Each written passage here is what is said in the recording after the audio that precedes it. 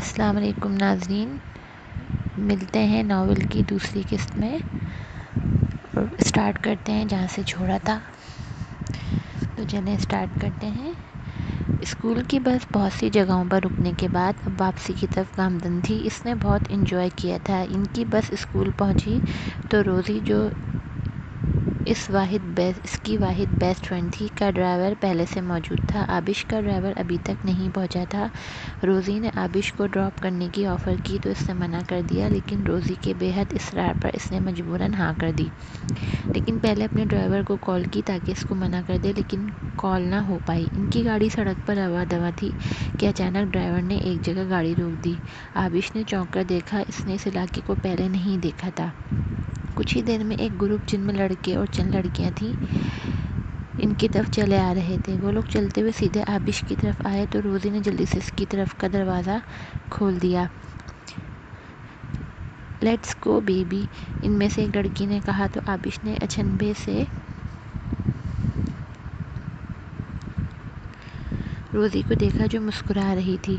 Sorry dear, پیسہ بولتا ہے اب تمہیں ان کے ساتھ جانا ہی ہوگا، روزی نے مسکراتے ہوئے کہا۔ وہ جو بے یقینی سے اپنی بیسٹ فرینڈ کو دیکھ رہی تھی ہوش میں تب آئی جب ان لوگوں نے اسے بازو سے پکڑ کر باہر کھینچا۔ اس نے چلانا شروع کر دیا، لیکن ان لوگوں پر تو جیسے اثر ہی نہیں ہو رہا تھا۔ وہ اسے ایک بڑے سے پرانے کمرے میں لے آئے اور کرسی سے اسے باندھ دیا۔ کون ہو تم لوگ؟ مجھے یہاں کیوں لے کر آئے ہو؟ کیا چاہتے ہو؟ وہ چیختے ہوئے بس یہی پوچھے جا رہی تھی اور ڈر بھی رہی تھی کہ اگر ان لوگوں نے اسے مار دیا تو اس نے جھرجھری سی دی۔ سب بتائیں گے بیبی، یہ چلانا بند کرو، ہمیں تم سے کچھ نہیں لینا، تمہارے بھائی سے کام ہے ہمیں، اس کے بھائی کو کال کرو۔ ان میں سے ایک لڑکے نے، جو کہ یقیناً ان کا لیڈر تھا، اس کو جواب دینے کے بعد دوسرے لڑکے کو کہا تو اس نے کال کو کنیکٹ کرتے ہوئے موبائل اسی لڑکے کو تھما دیا۔ اب سین چینج ہو جاتا ہے۔ مسٹر اور مسز رندھاوا فکر مندی سے صوفے پر بیٹھے ہوئے تھے کیونکہ آبش ابھی نہیں آئی تھی اور ڈرائیور کا سیل بھی مسلسل بند جا رہا تھا۔ بس بہت ہو گیا بابا، میں اب انتظار نہیں کر سکتا، میں آبش کے اسکول جا کر چیک کرتا ہوں، احمد کہتے ہوئے باہر نکلنے ہی لگا تھا کہ اسی وقت گاڑی کی آواز آئی۔ وہ جلدی سے باہر گیا، لیکن ڈرائیور کو اکیلا دیکھ کر وہ صحیح معنوں میں پریشان ہو گیا تھا۔ آبش کہاں ہے اور تم نے اتنی دیر کیوں لگا دی؟ تمہارا سیل فون کیوں بند تھا؟ وہ اونچی آواز میں اس سے سوال کر رہا تھا۔ اس کی آواز سن کر مسٹر اور مسز رندھاوا بھی باہر آ گئے تھے اور آبش کو نہ پا کر جو سکون تھوڑی دیر کے لیے آیا تھا وہ غارت ہو گیا تھا۔ سر، راستے میں گاڑی کے چاروں ٹائر پنکچر ہو گئے تھے اور موبائل کی بیٹری ختم ہو گئی تھی، اس لیے بند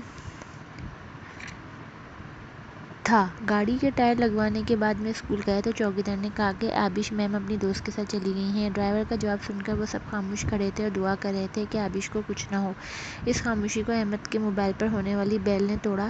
اس نے دیکھا نمبر اجنبی تھا۔ اس نے کانپتے ہاتھوں سے فون اٹھایا۔ ہیلو مسٹر احمد، مجھے پتہ ہے اس وقت تم بہت پریشان ہوگے، آخر کو تمہاری پیاری بہن جو نہیں مل رہی، تو سن لو، وہ اس وقت میرے قبضے میں ہے۔ اگر اپنی بہن کی سیفٹی چاہتے ہو تو فوراً پہنچ جاؤ، ورنہ تمہاری بہن اتنی خوبصورت ہے کہ دل… shut up, just shut up, میں آ رہا ہوں، لیکن اگر میری بہن کو کچھ ہوا یا اسے ہاتھ بھی لگایا نا تو میں تمہیں نہیں چھوڑوں گا۔ احمد نے اس کی بات کاٹ کر غراتے ہوئے کہا، بے شک وہ مغرب میں پیدا ہوا تھا اور پرورش بھی وہیں پائی تھی، لیکن تھا تو ایک مشرقی مرد ہی، کیسے برداشت کر لیتا اس طرح کی بات اپنی بہن کے بارے میں؟ وہ اس لڑکی کی آواز سنتے ہی پہچان گیا تھا کہ یہ اسی گروپ کا لڑکا ہے۔ اسے ماں بابا کی طرف دیکھا جو پریشان اس کو دیکھ رہے تھے۔ اس نے مختصر کر کے ان کو سارے معاملے سے آگاہ کیا اور ان کو تسلی دیتا وہاں سے نکل گیا۔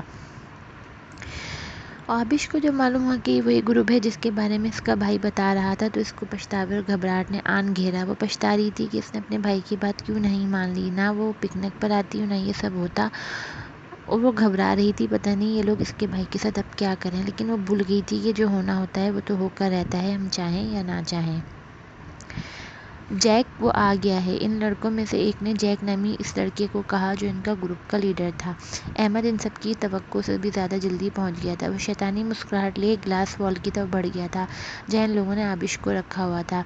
احمد اندر داخل ہوتے ہی بے تابی سے چاروں طرف دیکھنے لگا، لیکن آبش اس کو کہیں نظر نہ آئی۔ آبش، آبش، احمد نے اسے آوازیں دینا شروع کر دیا، لیکن کچھ نہ ہو سکا۔ وہ خطرناک تیور لیے ایک لڑکی کی جانب بڑھا۔ بھائی! آبش کی آواز پر وہ درمیان ہی رک رک گیا۔ اس نے آواز کی سمت دیکھا، وہ جلدی سے گلاس وال کی جانب بڑھا، لیکن بے شمار کوشش کے باوجود وہ اسے کھول نہ سکا، کیونکہ وہ اندر سے لاک تھا۔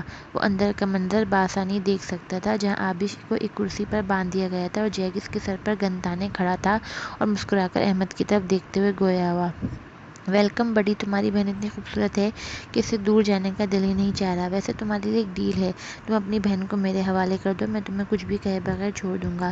وہ کہنے کے ساتھ ساتھ آبش کی رسیاں بھی کھول رہا تھا۔ اپنی بکواس بند رکھو جیک، تمہاری دشمنی مجھ سے ہے، مجھے مارو، کچھ بھی کہو، لیکن میری بہن کو چھوڑ دو۔ تم شیور ہو ہم تمہارے ساتھ کچھ بھی کر سکتے ہیں؟ اس نے احمد کو دیکھ کر کچھ سوچتے ہوئے کہا۔ ہاں، لیکن تم میری بہن کو چھوڑ دو۔ جیک نے پیچھے کھڑے لڑکوں کو آنکھ سے اشارہ کیا، انہوں نے اس بات میں سر ہلایا اور احمد کو جکڑ لیا۔ جیک باہر آیا اور احمد کے سامنے گردن اکڑا کر کھڑا ہو گیا۔ آبش دم سادے یہ ساری کارروائی دیکھ رہی تھی، وہ تو بس اپنے جان سے پیارے بھائی کی سلامتی کی دعا کر رہی تھی۔ اس کو جیک کے ارادے کچھ ٹھیک نہیں لگ رہے تھے۔ جیک نے پوری قوت سے احمد کے پیٹ میں ایک گھونسا مارا اور لگاتار مارتا رہا۔ اس سے بھی کام نہ بنا تو گن کو اس کے ماتھے پر زور سے مارا کہ خون کا فوارہ چھوٹ پڑا۔ آبش گلاس وال پر ہاتھ رکھ کے چیختی رہی، لیکن ان لوگوں نے اس کی ایک نہ سنی۔ اپنے بھائی کا خون دیکھ کر اس کی جان جا رہی تھی۔ کافی دیر مارنے کے بعد وہ لوگ احمد کو وہاں سے لے گئے۔ آبش کا چیخ چیخ کر گلا بیٹھنے لگا تھا، وہ مسلسل روتی جا رہی تھی۔ تھوڑی دیر بعد اس نے دیکھا ایک لڑکا ایسڈ کی ایک بوتل لے کر آیا اور جیک کو تھما دی۔ کچھ لڑکے احمد کو لے کر، لیکن اس دفعہ آبش کی طرف احمد کی سائیڈ بیک تھی۔ ان کا اگلا اقدام کیا ہو سکتا تھا، یہ سوچ کر آبش کے رونگٹے کھڑے ہو گئے۔ نو نو نو، پلیز اسٹاپ، نہیں پلیز یہ نہ کرو، بھائی بھائی بھائی پلیز اٹھ جائیں، میں تم لوگوں کو چھوڑوں گی نہیں، میرے بھائی کو چھوڑ دو، اے رک جاؤ پلیز۔ وہ روتے ہوئے مسلسل چلا رہی تھی، کسی بے بسی سی بے بسی تھی۔ اس کے بھائی کو اس کی آنکھوں کے سامنے مار رہے تھے، لیکن کچھ نہیں کر سکتی تھی۔ جیک نے بوتل کا ڈھکن ہٹایا اور ایسڈ اس کے منہ پر پھینک دیا۔ پورے کمرے میں اس کی چیخیں گونج رہی تھیں۔ آبش آنکھیں میچ کر کانوں پر زور سے ہاتھ رکھے نیچے بیٹھتی چلی گئی۔ ٹھا ٹھا، گولیاں چلنے کی آواز پر آنکھیں کھولیں، اس کی آنکھوں میں خوف تھا، بے تحاشا خوف تھا، اپنے بھائی کو کھونے کا خوف۔ کلک کی آواز پر اسے دوسری طرف دیکھا، وہاں خاموشی تھی، جامد خاموشی، موت کے بعد کا سناٹا چھایا ہوا تھا۔ وہ لوگ شاید وہاں سے چلے گئے تھے۔ آبش مسلسل نفی میں سر ہلا رہی تھی۔ وہ اٹھی اور بے تابی سے گلاس وال کا دروازہ کھول کر بھاگتی ہوئی باہر کی طرف بڑھی، لیکن سامنے کا منظر دیکھ کر اس کے قدم ساکت ہو گئے۔ سامنے پڑے وجود سے خون بہہ رہا تھا، لیکن وہ اوندھا پڑا ہوا تھا۔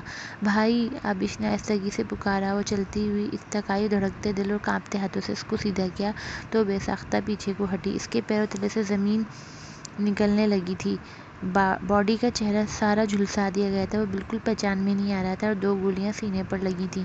وہ صدمے میں گری دیکھتی رہی، اگر اس کی جگہ کوئی اور ہوتا تو وحشت کے مارے ایک نظر ڈال کر دوبارہ نظر نہ ڈالتا، لیکن وہ کیسے اس انسان سے وحشت کر سکتی تھی جو اس کو اپنی جان سے بھی پیارا تھا۔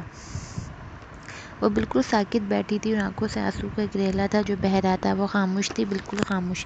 ابھی اس کی عمر ہی کیا تھی، بس 16 سال کی ہی تو تھی، اور اتنا دکھ جھیل لیا تھا۔ وہاں چھائی اس خاموشی کو پولیس کی گاڑی کے سائرن نے توڑا تھا۔ وہ لوگ شاید احمد کا موبائل ٹریک کر کے وہاں پہنچے تھے۔ مسٹر رندھاوا آبش تک آئے اور اسے ساتھ لگایا۔ ان لوگوں نے باڈی کو ایمبولینس میں ڈالا اور وہاں سے چلے گئے۔ آبش اب بھی خاموش ہی تھی۔ اس نے اس دن اس جگہ پر اپنے بھائی کو ہی نہیں کھویا تھا، اس نے اعتماد بھی کھو دیا تھا، دوستی سے، لوگوں سے اور خود پر سے۔ احمد کی باڈی کو گھر پر لایا گیا، غسل ہوا۔ اس ساری کارروائی کے دوران بھی آبش کی خاموشی نہ ٹوٹی، بس خاموش آنسو بہائے جا رہی تھی۔ مسٹر اور مسز رندھاوا خود غم سے نڈھال تھے۔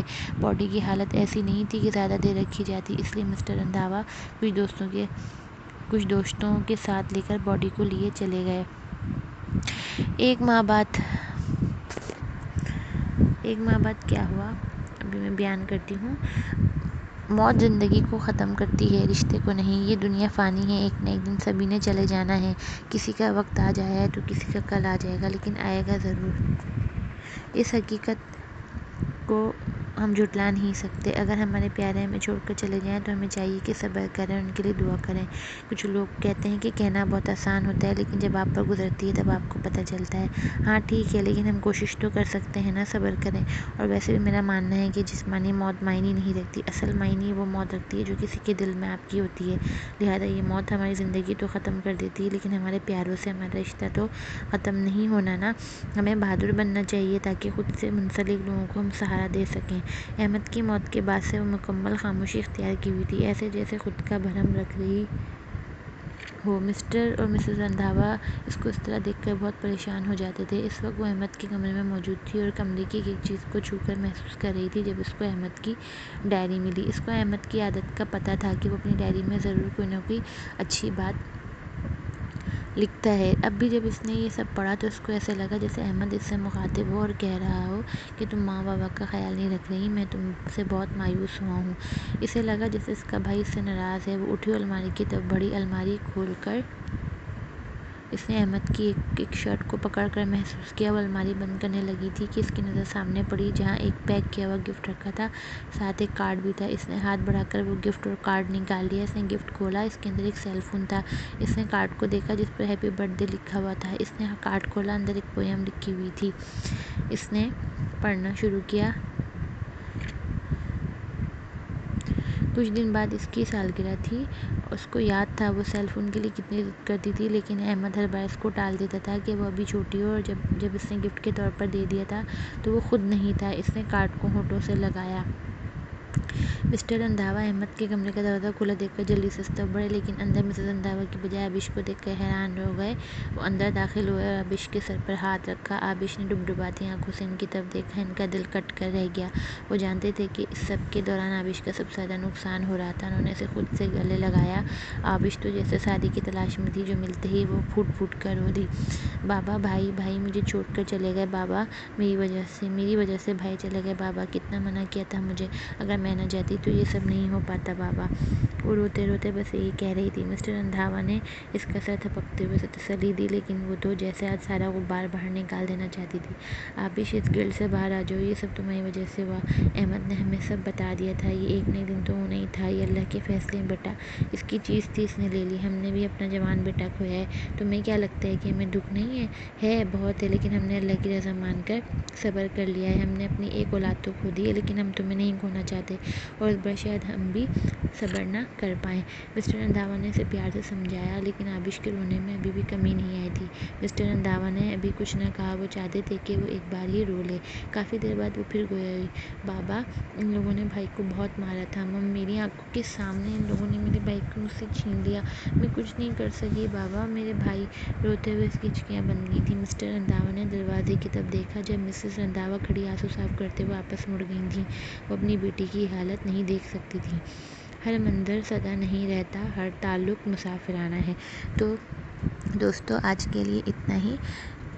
کل دوبارہ کنٹینیو کروں گی، تب تک کے لیے اللہ حافظ۔